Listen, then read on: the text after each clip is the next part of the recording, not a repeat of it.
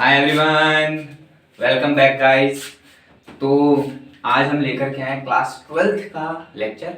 Class 12th में जैसे कि हमने बताया था वेडनेसडे को क्लास 12th का रहेगा और क्लास 12th में हम क्या स्टार्ट कर रहे होंगे। स्टार्टिंग चैप्टर आप सभी जानते हो, इलेक्ट्रोस्टैटिक्स। तो पहले मैं बता देता हूँ, इलेक्ट्रोमैग्नेटिज्म पूरा काफ़ी बड़ी यूनिट है। इतनी बड़ी यूनिट है, 4-5 महीने खिंच जाते हैं करने के लिए। हम देखते हैं कितना कर पाते हैं, कितनी जल्दी कवर कर पाएंगे, वो हम देखते हैं। Electromagnetism, electromagnetism. चलिए चैप्टर का नाम लिख देते हैं, अच्छा लगेगा, बोर्ड खाली खाली लग रहा है।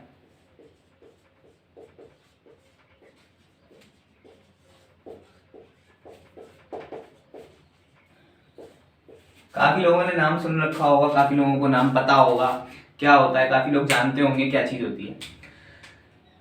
एक बात मैं बताना चाहूंगा, वो बात क्या है कि यार क्लास 11th में जब होते हैं तो क्लास 11th पढ़ना आसान होता है। ठीक, क्लास 11th पढ़ना आसान क्यों होता है? क्योंकि हमें चीजें दिख रही हैं। हमें दिख रहा है साइकिल चलती हुई, हमें दिख रही है कार दौड़ती हुई, हमें दिख रही है बॉल गिरती हुई। लेकिन क्या आपको चार्ज दिख रहा है? नहीं। क्या आपको इलेक्ट्रिक फील्ड दिख रही है? नहीं। तो ये सारी चीजें ना आपको इमेजिनेशन में लेके चली जाती हैं, आपको काफी ज्यादा इमेजिन करना पड़ता है, तब जाकर के आपको जो है ये समझ में आएगा। ठीक है, तो क्लास 12 इसलिए थोड़ी सी टफ रह जाती है, तो आप समझ लो, थोड़ा सीरियस रहो। क्लास 12 है, अगली साल आपका मेंस का पेपर है, जेई का पेपर है, सही से देखना। बाकी मैं अपनी तरफ से पूरी फोकस, पूरी तैयारी करके बैठा हूँ आप लोगों को प्रॉपर पढ़ाने के लिए। तो चलिए शुरू करते हैं। अब मैं शुरू करता हूँ, ठीक है। तो बताता हूँ कि यार चार्ज, पूरे इलेक्ट्रोमैग्नेटिज्म में चार्ज तो रहेगा, पूरे इलेक्ट्रोमैग्नेटिज्म में चार्ज तो रहने वाला है। तो सबसे पहले चार्ज की बात कर लें। अगर चार्ज रहने वाला है, पूरे इलेक्ट्रोमैग्नेटिज्म में चार्ज रहने वाला है, चार्ज रहने वाला है, तो सबसे पहले इसकी प्रॉपर्टीज की ही बात कर लेते हैं। क्या करते हैं, इसकी प्रॉपर्टीज की बात कर लेते हैं। तो क्या बात करेंगे हम? Properties of charge, properties of charge. ठीक है, प्रॉपर्टीज ऑफ चार्ज, ठीक, सही है, सही से पढ़ लेंगे। अब ये बताओ, सबसे पहले मुझे ये बताओ कि यार दो टाइप के चार्ज होते हैं, टू टाइप्स। कौन कौन से हो गए सर? एक तो मैं जानता हूं, उसका नाम है पॉजिटिव। एक और को मैं जानता हूं सर, उसका नाम क्या है? नेगेटिव। एक पॉजिटिव हो गया सर, एक हो गया सर नेगेटिव। Positive negative. अब हमने क्या करा, 3 मैक्सिमम केस बन सकते हैं। हमने क्या करा सर, पॉजिटिव को साथ रखा और नेगेटिव को साथ रखा। इन दोनों में बताओ क्या है? प्यार है या दुश्मनी है, लड़ाई है या प्रेम है? क्या है बताओ? Like charges repel each other. हाँ, उसी चीज को मैं डिनोट कर रहा हूं, रिपेल और अट्रैक्ट वाली। तो इनमें प्यार नहीं है, इनमें लड़ाई है। Like charges repel each other, तो इनमें क्या है? दुश्मनी सही लिख रहे हैं? हाँ, दुश्मनी। अब मुझे ये बताओ कि अगर मेरा चार्ज ऐसे है, अपोजिट चार्जेस या अनलाइक चार्जेस, जो बोलना चाहो बोल सकते हो, अपोजिट चार्जेस या फिर अनलाइक चार्जेस, इनमें क्या होगा? अट्रैक्ट करते हैं तो क्या बोलेंगे कि सर इनमें प्यार है, ये एक दूसरे से प्रेम करते हैं, ये एक दूसरे से क्या करते हैं सर? प्रेम करते हैं, ये एक दूसरे से प्रेम करते हैं। ठीक है, अब हमारे पास क्या आ गया सर? 2 टाइप्स हो गए। उन दोनों में बता दिया कि सर लाइक चार्जेस तो जो है रिपेल करते हैं, अनलाइक चार्जेस क्या करते हैं सर? अट्रैक्ट करते हैं। ठीक है, अब मुझे एक बात बताओ, क्या मैं जानता हूं मास ऑफ इलेक्ट्रॉन? क्या मैं मास ऑफ इलेक्ट्रॉन जानता हूं? या उससे पहले रुक जाओ, मास ऑफ इलेक्ट्रॉन शुरू करने से पहले मैं बता देता हूं आपको, चार्जेस में यूनिट क्या होती है? चार्ज की यूनिट क्या हम जानते हैं? क्या हम उसका नाम जानते हैं? कूलम। ये सिंपल है, पता ही होगा ये बात तो। ठीक है, अब ये कैसी क्वांटिटी है? वेक्टर है, स्केलर है, कैसी क्वांटिटी है सर? साइन है, कोई फर्क नहीं पड़ रहा, स्केलर क्वांटिटी। कैसी क्वांटिटी है? स्केलर क्वांटिटी है। कैसी क्वांटिटी है? स्केलर क्वांटिटी है, ठीक है।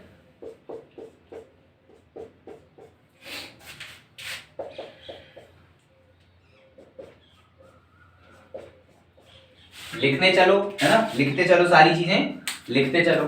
Scalar quantity. अब एक बात मुझे बताओ, मैं एक बात पूछ रहा हूं कि स्मॉलेस्ट यूनिट क्या होगी चार्ज की? स्मॉलेस्ट यूनिट, सबसे छोटा यूनिट क्या होगा चार्ज का? तो अगर मैं बताऊं आपको कि स्मॉलेस्ट यूनिट जो होगी, स्मॉलेस्ट यूनिट हमारे चार्ज की होती है E। Smallest unit is plus minus E। अब ये तो हमने समझ लिया। अगर फ्लेक्स मारना है, अगर फ्लेक्स मारना है, ज्ञान दिखाना है कि यार देखो मैं कितना टैलेंटेड हूं, ये और वो, तो बता देता हूं कि यार एक चीज होती है जो अभी अभी डिस्कवर की गई है, फ्लेक्स।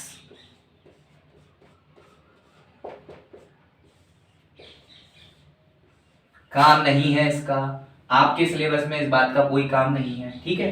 तो अभी पाया गया है कि क्वार्क्स जो है, इसका जो चार्ज हो गया है वो हो गया है हमारा plus minus 2e/3 comma plus minus e/3, plus minus 2e/3 और प्लस माइनस e/3 ऐड करके देख लो e ही बनेगा, ऐड करके देख लो e ही बनेगा।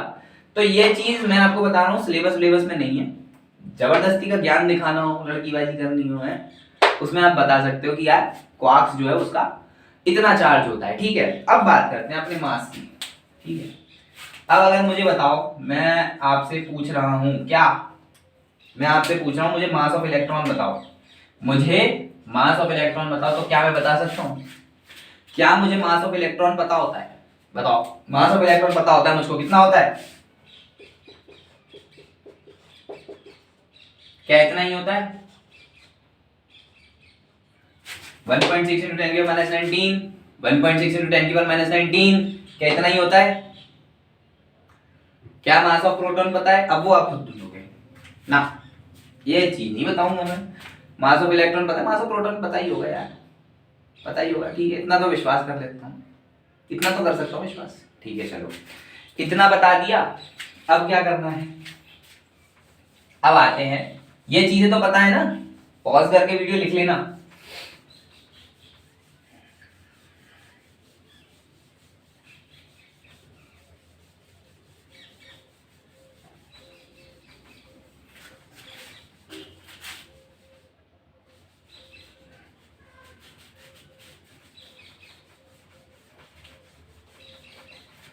अब ये बताओ कि यार ये तो प्रॉपर्टीज हो गई हमारी कुछ कुछ, लेकिन अभी खत्म नहीं हुआ है, अभी तो शुरू हुआ है।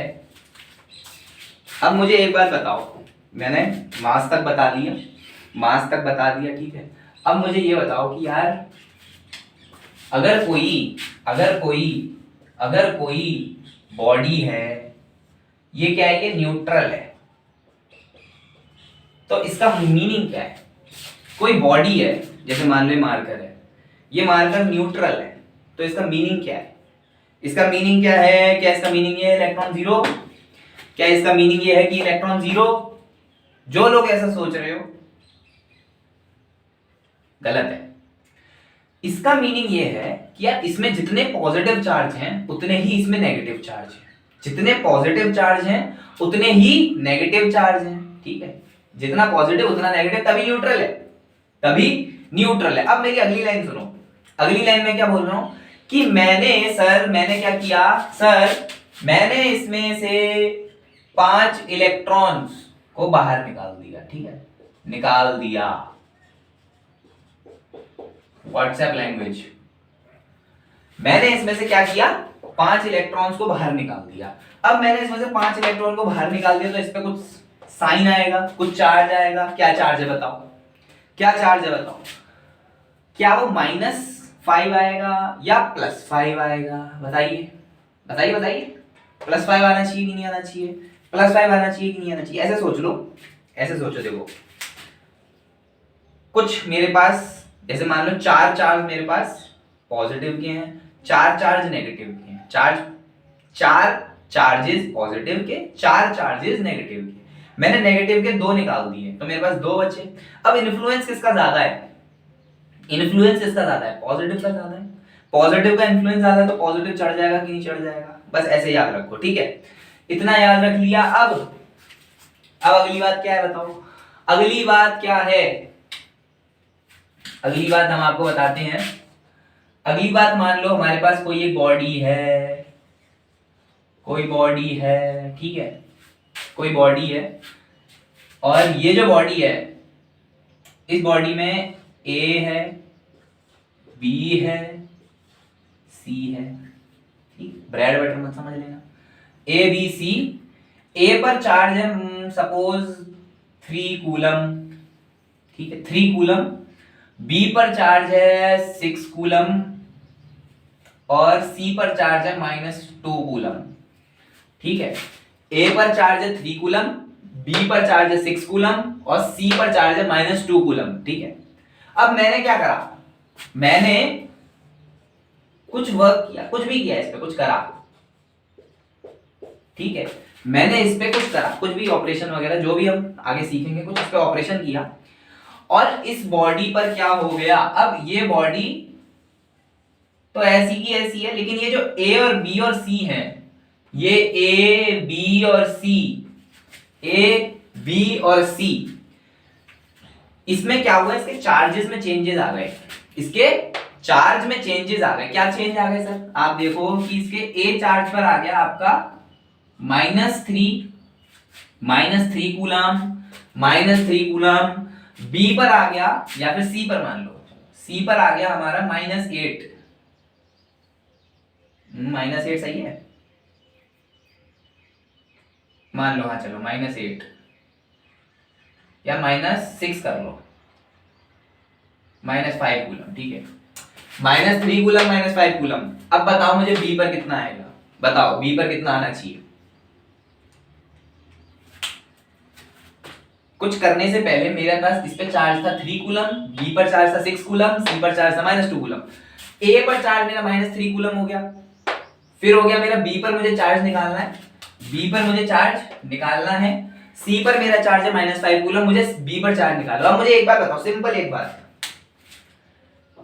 इसमें जो लॉजिक लगना है वो लॉजिक ये है कि सर मेरा इनिशियली मेरे पास चार्ज कितना है? इनिशियली मेरे पास चार्ज कितना है?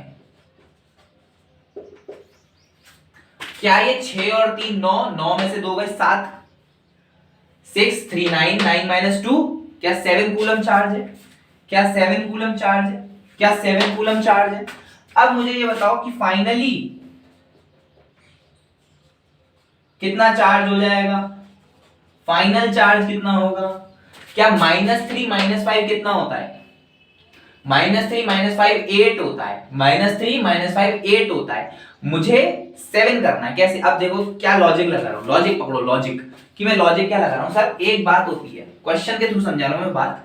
वो बात ये है कि आइसोलेटेड सिस्टम में, आइसोलेटेड सिस्टम, ये आइसोलेटेड सिस्टम है मेरा, ठीक है? इसके बाहर से कोई भी और कंडीशंस इसको अफेक्ट नहीं कर रही हैं। ये मेरा एक आइसोलेटेड सिस्टम है। आइसोलेटेड सिस्टम में क्या होता है कि मेरे चार्ज कंजर्व्ड रहता है, मेरा चार्ज कंजर्व्ड रहता है। तो इसमें मेरा कितना चार्ज है टोटल? इसमें मेरा टोटल कितना चार्ज है सर बताइए? इसमें मेरा चार्ज 7 है, 7 कूलम है। समझ में आ रहा है? इतना बात तो समझ में आ गया होगा कि 7 कूलम चार्ज है। तो इसमें कितना होगा? इसमें भी 7 होना चाहिए कि नहीं होना चाहिए? होना चाहिए कि नहीं होना चाहिए? इसमें भी 7 होना चाहिए, इसमें भी 7 होना चाहिए। तो -3 -5 को मिलाकर के -8 हो रहा है। तो मैं क्या कह सकता हूं कि sir -8 coulomb plus something x, वो मेरे 7 कूलम के बराबर होना चाहिए कि नहीं होना चाहिए? होना चाहिए कि नहीं होना चाहिए? तो x को मैं लिख सकता हूं कि सर 7 + 8 मतलब कि 15 कूलम चार्ज है मेरा b पर। b पर कितना चार्ज है? 15 कूलम चार्ज है। आई होप समझ में आया होगा। b पर 15 कूलम चार्ज है। एक सिंपल सी चीज है यार, सिंपल सी बात है। मैंने बोला बस आइसोलेटेड सिस्टम, ये जो मेरा डब्बा है ये मेरा आइसोलेटेड सिस्टम है, उसमें मेरा चार्ज कंजर्व रहना चाहिए। चार्ज कंजर्व रहना चाहिए मतलब कि नेट चार्ज जो है वो बॉडी पर सेम रहेगा, नेट चार्ज सेम रहेगा। नेट चार्ज इधर कितना है? 6 3 9, 9 में से 2 गए 7, इधर कितना है, इधर भी 7 होना चाहिए, -5 -3 -8 हो गया। ओवरऑल 7 बनाने के लिए 15 कूलम होना चाहिए। ठीक है, समझ में आया होगा। एक बात और बताता हूं मैं आपको, अब वो इससे रिलेटेड है, इसीलिए मैंने इधर इधर बनाया। ठीक है, एक बात और बताऊं इसमें, क्या बताऊं, देखो मैंने इतना बता दिया था कि इस पे चार्ज कैसे आएगा। ठीक है, 5 इलेक्ट्रॉन निकाल दिए गए हैं, 5 इलेक्ट्रॉन निकाल दिए तो इस पे कितना चार्ज आएगा, +5। ठीक है, +5। अब एक बात बताओ, मैं एक इलेक्ट्रॉन निकाल सकता हूं, ठीक, एक इलेक्ट्रॉन, आजा बेटा, 2 इलेक्ट्रॉन तू भी आजा, 3 इलेक्ट्रॉन तू भी आजा, क्या 3.5 इलेक्ट्रॉन निकाल सकता हूं, बताओ, क्या 3.5 इलेक्ट्रॉन किसी बॉडी में से निकाले जा सकते हैं, नहीं, 3.5 इलेक्ट्रॉन को नहीं निकाल सकते। ठीक है, 3.5 इलेक्ट्रॉन नहीं निकाल सकते। इस चीज को समझने का ना एकदम बढ़िया तरीका मैं बताता हूं। क्या होता है, जैसे मान लो फिक्स कर दो कि अमूल दूध की कंपनी जो है, अमूल कंपनी सिर्फ आधा आधा किलो के पैकेट बनाते हैं, ठीक है, या फिर 1 1 किलो के पैकेट बनाते हैं, ठीक है, आधा छोड़ो, अमूल कंपनी केवल 1 किलो की दूध की थैली बनाती है, सब लोगों के घर में आती होगी। अब वो 1 किलो की दूध की थैली आती है, तो क्या मैं कभी भी 2.5 किलो दूध ले सकता हूं? अमूल कंपनी ने बोला कि सर सिर्फ मैं 1 किलो दूध की थैली बनाऊंगा, तो क्या मैं 2.5 किलो दूध ले सकता हूं क्या? नहीं ले सकता हूं ना, या तो मैं 2 ले पाऊंगा या तो मैं 3 ले पाऊंगा, वही चीज है। इसी चीज को हम क्या बोलते हैं, जो मैं बोल रहा हूं वो भी लिखते चलना, इसी चीज को हम क्या बोलते हैं, क्या इसको हम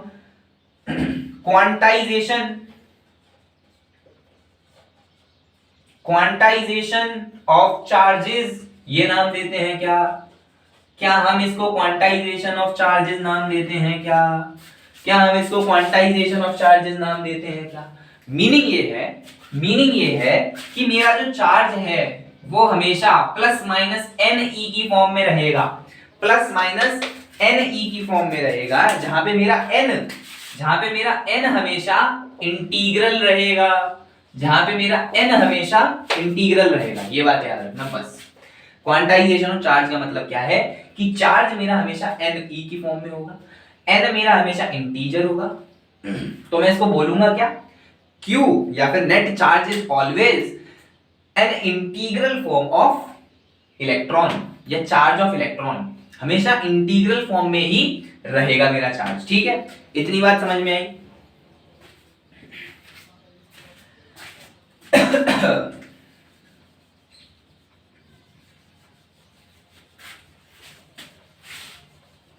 नोट डाउन करते चलना, सब लिखते चलना, जो भी मैं बता रहा हूं वो सारी चीजें आपकी कॉपी में होनी चाहिए साफ सुथरी तरीके से।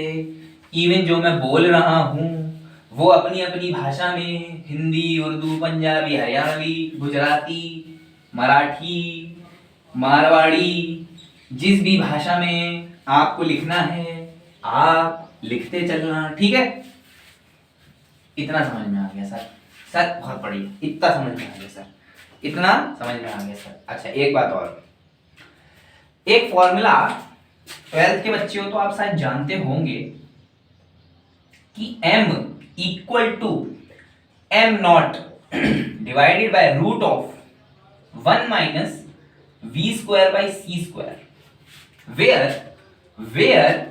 Where m0 is mass at rest या फिर rest mass, v is velocity या speed, c is speed of light. ये फॉर्मूला 12वीं के बच्चे हो आप जानते होगे।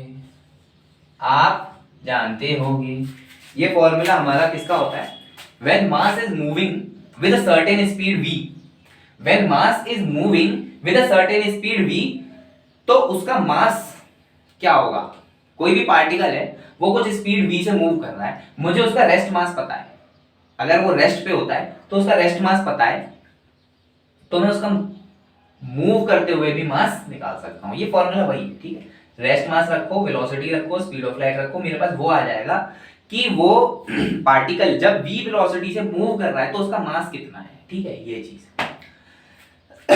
अब एक चीज और आपको बताता हूं, वो क्या होता है कि चार्ज भी तभी हो सकता है जब कुछ मास हो, ठीक है। चार्ज भी तभी हो सकता है जब किसी बॉडी पर कुछ मास हो। अगर कुछ मास ही नहीं है, ठीक है, कुछ मास ही नहीं है किसी बॉडी पे, तो चार्ज भी नहीं हो सकता। एक बात ये दिमाग में रखना कि अगर बॉडी में कुछ मास नहीं है तो वो उस पर चार्ज भी नहीं हो सकता, ठीक है, उस पर चार्ज भी नहीं हो सकता। अब ये जो बात है ना, ये बात कि वेलोसिटी के साथ मास चेंज हो रहा है, ये चार्जेस पर वैलिड नहीं है, ये चार्जेस पर वैलिड नहीं है, ये बात चार्जेस पर वैलिड नहीं है, ठीक है। अब क्या होता है कि जैसे कोई बॉडी है, उस पर कुछ मास है, उस पर कुछ चार्ज है, वो v वेलोसिटी से मूव कर रही है, तो उसका चार्ज चेंज नहीं होगा, उसका चार्ज चेंज नहीं होगा, उसका चेंज क्या होगा, मास। फॉर्मूला लिख दिया मैंने, और क्या बताऊं, चार्ज चेंज नहीं होगा, उसका चेंज होगा मास। और इस प्रॉपर्टी को हम क्या नाम देते हैं, रिलेटिविस्टिक इनवेरियंस। क्या नाम देते हैं, रिलेटिविस्टिक इनवेरियंस। चाहो तो लिख लो, charge does not change when a particle is moving with a velocity v, but its mass changes, इसी प्रॉपर्टी को हम बोलते हैं रिलेटिविस्टिक इनवेरियंस। ये बात समझ में आई, ये बात समझ में आई। क्या हमने सारी प्रॉपर्टीज देख ली, क्या हमने सारी प्रॉपर्टीज देख ली, याद करो। सबसे पहले टू टाइप्स ऑफ चार्ज बताए थे, फिर उन दोनों चार्जेस में बताया था कि दुश्मनी किसमें है, फिर बताया था प्यार किसमें है, ठीक है, फिर बताई थी यूनिट, फिर बताई थी टाइप ऑफ यूनिट, फिर बताई थी हमने, बताओ, फिर मास बताया था। मास बताने के बाद क्या हमने ये बताया था, क्वांटाइजेशन ऑफ चार्जेस। क्या फिर उसके बाद हमने बताया था चार्ज कंजर्वेशन। क्या फिर उसके बाद हमने रिलेटिविस्टिक इनवेरिएंट वाली प्रॉपर्टी बताइए। सारी प्रॉपर्टी आपको समझ में आई कि नहीं आई, सारी प्रॉपर्टी आपको समझ में आई या नहीं आई, ठीक है, चलो बहुत बढ़िया, बहुत बढ़िया, बहुत बढ़िया।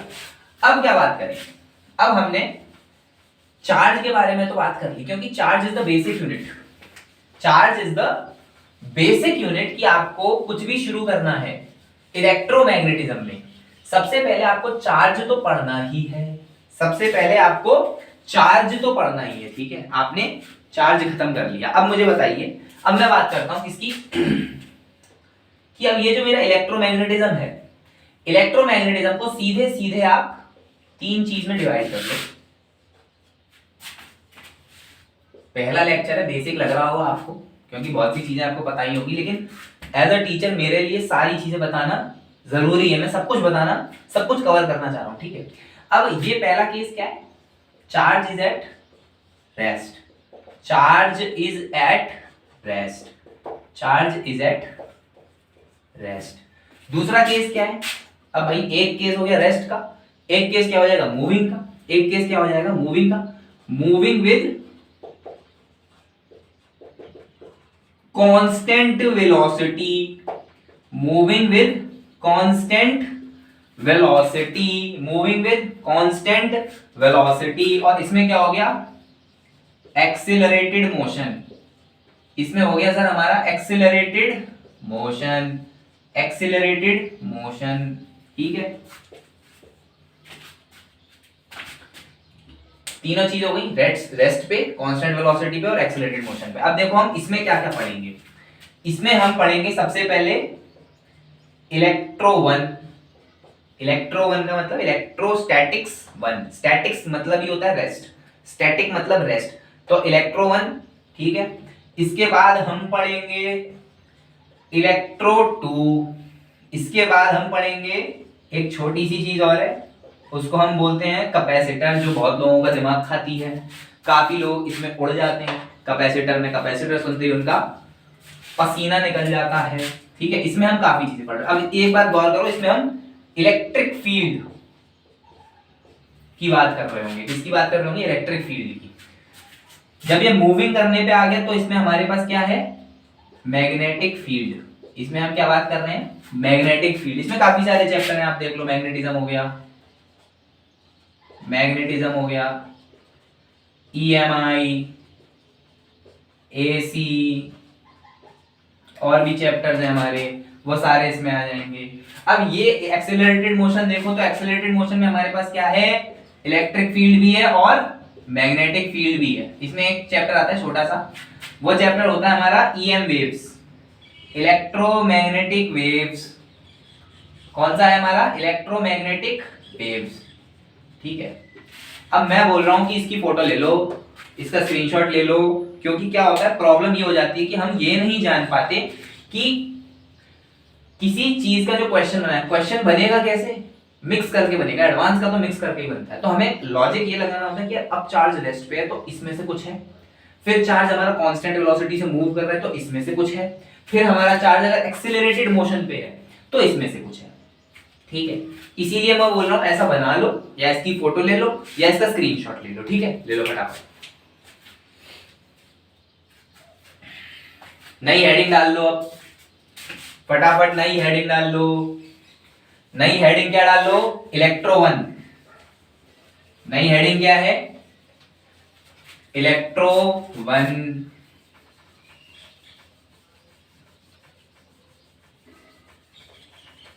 दिख रहा है मुझे यहां से कि काफी लोगों ने हेडिंग निकाली है, काफी लोग अपनी बंदियों के मैसेज का वेट कर रहे हैं या उसको रिप्लाई कर रहे हैं। हेडिंग तो डाल लो, हेडिंग डालो यार, हेडिंग डालो, इलेक्ट्रो वन, ठीक है। हेडिंग क्या है, इलेक्ट्रो वन, इलेक्ट्रो वन। अब इलेक्ट्रो वन की बात करें, इलेक्ट्रो वन की बात करें तो क्या चीज आती है, क्या चीज आती है, सबसे पहली चीज, सबसे पहली चीज जो आती है वो आती है सर, बहुत प्यारी चीज, जेई की favourite, Coulomb's law. Coulomb's law क्या है, कूलम्स लॉ। अब कूलम्स लॉ है, ठीक है, सब जानते होंगे, बेसिक बेसिक कुछ तो आइडिया होगा कूलम्स लॉ का। शुरू करने से पहले मैं यार एक चीज बताऊं, मैंने क्या करा, दो पॉजिटिव चार्जेस को ला करके रख दिया, दो पॉजिटिव चार्जेस को ला करके रख दिया और बैठ गया। करो, कुछ करो, क्या कर रहे हो, क्या कर रहे हो, कुछ तो करो। मैंने जब इनको आसपास रखा, मैंने क्या देखा, यार ये तो ससुरा कुछ कर ही नहीं रहा, ई ससुरा, ई ससुरा इस पे इस तरफ से कछु फोर्स लगा रहा है और ई ससुरा इस पर कछु फोर्स लगा रहा है, लगा रहा है कि नहीं लगा रहा है। क्या देखा गया, जब हमने ऑब्जर्व किया, हमने ये ऑब्जर्व किया कि यार ये दोनों चार्जेस पीछे भाग रहे हैं, ठीक है, ये दोनों चार्जेस पीछे भाग रहे हैं, हमने ऑब्जर्व किया, ठीक है, ऑब्जर्व किया, इस पर कुछ फोर्स लग रही है, इस पर भी कुछ फोर्स लग रही है, ठीक है। अब जब हमने बाद में स्टडी करी, स्टडी करने के बाद कारण पता चला, तो वो कारण क्या निकला, वो कारण निकला इलेक्ट्रिक फील्ड, जो कि हम आगे पढ़ रहे होंगे। कारण निकला इलेक्ट्रिक फील्ड, इलेक्ट्रिक फील्ड की वजह से ऐसी फोर्सेस हमारी लग रही हैं, कारण हमारा निकला इलेक्ट्रिक फील्ड, ठीक है, इलेक्ट्रिक फील्ड। अब मैं कूलम्स लॉ का स्टेटमेंट लिख लो, कूलम्स लॉ का स्टेटमेंट लिख लो। क्या है कूलम्स लॉ का स्टेटमेंट, कूलम्स लॉ का स्टेटमेंट है, it states the relation of interaction, it states the relation of interaction between two charges, between two charges, it states the relation of interaction between two charges। भाई मैं क्या कर रहा हूं, क्या बताया गया है, दो चार्ज हैं, उनके बीच में कुछ कुछ फोर्स लग रही है, कुछ कुछ फोर्स लग गया। अभी ना तो मैं मैग्नीट्यूड की बात कर रहा, ना मैं अभी डायरेक्शन की बात कर रहा, अभी मैं सिंपल कूलम्स लॉ की बात कर रहा हूं, सिंपल। उसने बताया क्या कि जो दो चार्जेस हैं इनके बीच में जो रिलेशन है, इंटरेक्शन का, कि कैसे इंटरेक्शन हो रहा है, क्या पास खींच रहे हैं, क्या दूर खींच रहे हैं, क्या धक्का मार रहा है, क्या पास बुला रहा है, ये रिलेशन मुझे कूलम्स लॉ के द्वारा पता चलता है। कैसे पता चलता है? कूलम्स लॉ के द्वारा पता चलता है, कूलम्स लॉ के द्वारा पता चलता है। ठीक है, अब हम बात करेंगे, सबसे पहले डायरेक्शन की बात करते हैं। ठीक है, सबसे पहले हम बात करते हैं डायरेक्शन की। अब हम सबसे पहले बात करेंगे डायरेक्शन की, मैग्नीट्यूड की बात करेंगे। पहले डायरेक्शन तो बताओ, फोर्स क्या है, वेक्टर क्वांटिटी, पहले डायरेक्शन बताओ, उसके बाद मैग्नीट्यूड की बात करेंगे। ठीक है, पहले डायरेक्शन की बात करते हैं। अब ये मेरा एक Q1 चार्ज है, ये मेरा एक Q2 चार्ज है।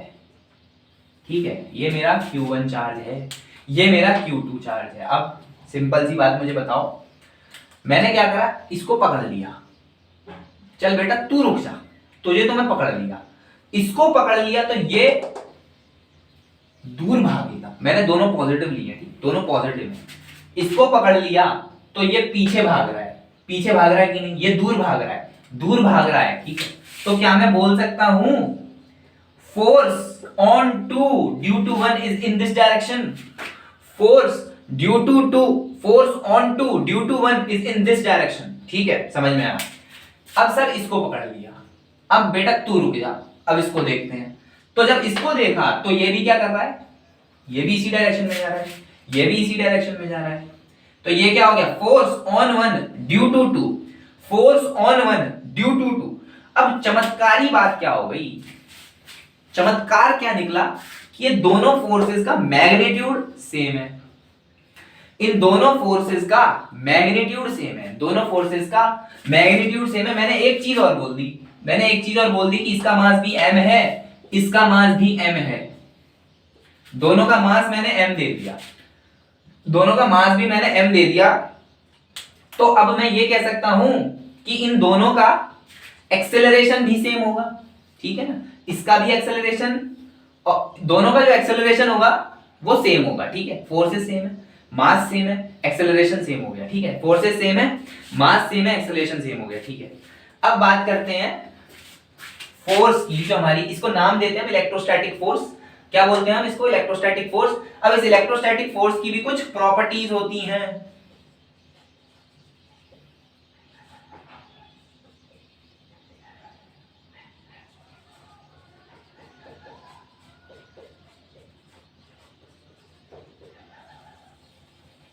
ठीक है, क्या मुझे एक बात बताओ, क्या ये, सबसे पहले तो एक बात बता दिया, इक्वल इन मैग्नीट्यूड है, इक्वल इन मैग्नीट्यूड है, इक्वल इन मैग्नीट्यूड। क्या ये अपोजिट डायरेक्शन में है, क्या ये अपोजिट डायरेक्शन में दिख रही है, क्या ये अपोजिट डायरेक्शन है?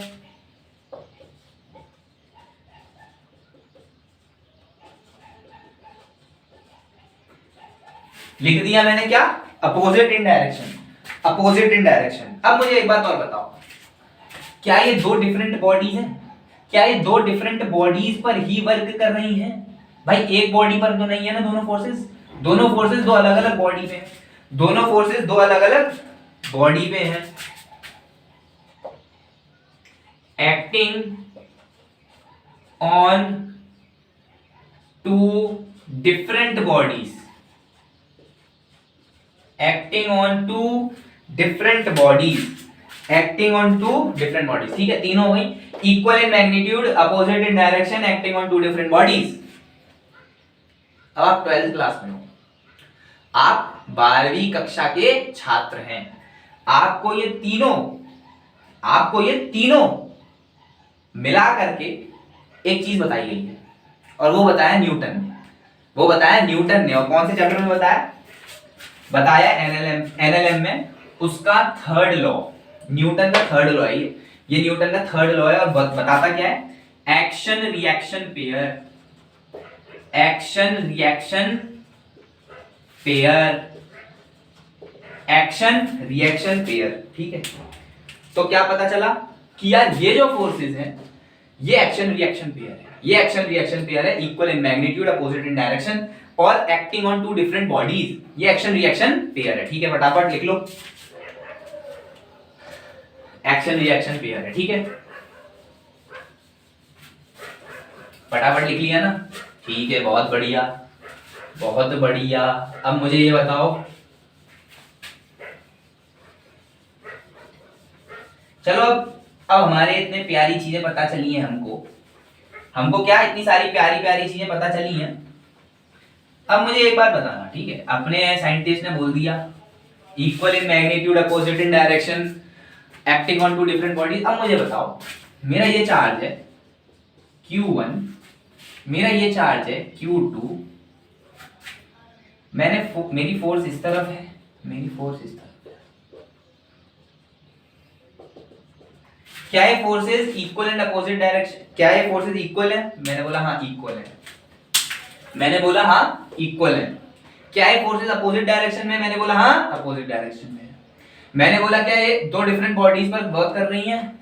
हाँ कर रही है, लेकिन गलत गलत।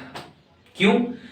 अब जब ये चीज ऑब्जर्व करी गई तो क्या ऐड कर दिया गया स्टेटमेंट में, हमारे स्टेटमेंट में एक छोटी सी और लाइन ऐड कर दी गई कि sir they are this forces electrostatic force are action reaction pair, they are action reaction pair but they are working on the line joining, they are acting or they are working on the line joining the two charges, they are acting on the line joining the two charges, these forces are acting on the line joining the two charges। क्या आपको दिख पा रहा है, क्या आपको दिख पा रहा है कि इसी लाइन पर ही जो मेरी फोर्सेज है वो एक्ट करेगी? ठीक है, ये बात समझ में आई कि नहीं आई? ये बात समझ में आई कि नहीं आई? ठीक है, अब आपको क्या क्लियर हो गया? आपको डायरेक्शन क्लियर हो गया सर, ठीक है, डायरेक्शन आपको कूलम लॉ का क्लियर हो गया है। अब मुझे लग रहा है वीडियो ज्यादा लंबी ना हो जाए, तो अभी मैं इतना ही बताता हूँ। मैग्नीट्यूड में आपको अगले टर्न पे बता रहा हूँ, ठीक है, मैग्नीट्यूड आपको मैं अगले टर्न पे बताऊंगा, तो रेडी रहना। इतनी चीज जो भी बताई है, चार्ज की प्रॉपर्टीज वगैरह, ठीक है, चार्ज की प्रॉपर्टीज वगैरह बताई हैं, कुछ मैंने कूलम लॉ स्टेट किया है, ये सारी चीजें दिमाग में नोट करना, कॉपी में लिखी होगी तो बहुत अच्छे से समझ में आ जाएगी जब आप दोबारा पढ़ोगे। कुछ भी डाउट हो कमेंट में लिख दो, नहीं तो मैं कुछ लिंक शेयर कर दूंगा जल्दी चैनल पे, तो आप मेरे से डायरेक्टली भी पूछ सकते हो, ठीक है। वीडियो पसंद आई तो सब्सक्राइब कर देना चैनल को, आगे भी ऐसी वीडियोस आती रहेंगी, रेगुलरली आती रहेंगी। मैं अपनी तरफ से पूरे एफर्ट मार रहा हूँ, आप भी अपनी तरफ से एफर्ट मारिए। एफर्ट क्या कि यार इसके नोट्स बनाओ, ठीक है, नोट्स बनाओ, जो मैं बोल रहा हूँ वो भी लिखो, क्योंकि मैं सारी चीजें बोर्ड पर नहीं लिखता, ना ही लिख पाता, ठीक है। तो आप जो बोल रहा हूँ वो भी लिखो और जो लिख रहा हूँ वो भी लिखो, ठीक है। बाकी आज के लिए थैंक यू, मिलते हैं अगली वीडियो में जो कि आएगी परसों, मतलब कि फ्राइडे को, ठीक है। Thank you guys.